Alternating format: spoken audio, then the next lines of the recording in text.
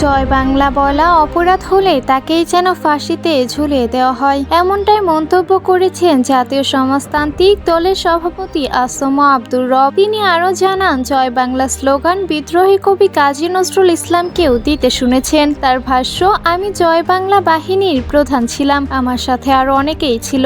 জয় বাংলা বলা যদি অপরাধ হয় তাহলে আমাকে ফাঁসিতে ঝুলিয়ে দিন, এটা নিয়ে কোর্টে মামলা আছে, আমি এটা নিয়ে আর মন্তব্য করব না। 2 মার্চ 1971 সালে আব্দুর রব সর্বপ্রথম বাংলাদেশের লাল সবুজ পতাকা উড়িয়েছিলেন। তিনি জয় বাংলা স্লোগান নিয়ে সম্প্রতি বক্তব্য দেন। তিনি আরো বলেন, মুক্তিযুদ্ধের সময় যারা গুলিবিদ্ধ হয়ে মারা গেছেন তারা জয় বাংলা বলে মৃত্যুবরণ করেছেন। বিজয় লাভ করার পর জয় বাংলা এই দুটি শব্দ বলে বিজয় উদযাপন করেছেন। তারা বলেছেন, বাংলার জয়, বাঙালির জয়। জয় বাংলা স্লোগানকে আপন করে নিয়েছিলেন বিদ্রোহী কবি কাজী নজরুল ইসলামও, দাবি করেন আব্দুর রব। তিনি বলেন, বিদ্রোহী কবিকে জাতীয় কবি হিসেবে আপনারা গ্যাজেট করেছেন। কবিকে আমি আর আব্দুল কুদ্দুস মাখন বিমানবন্দর থেকে উনি যেখানে থাকবেন সেখানে থেকে নিয়ে গেছিলাম। বিদ্রোহী কবিতায় লিখেছিলেন, বাংলার জয়, বাঙালির জয়।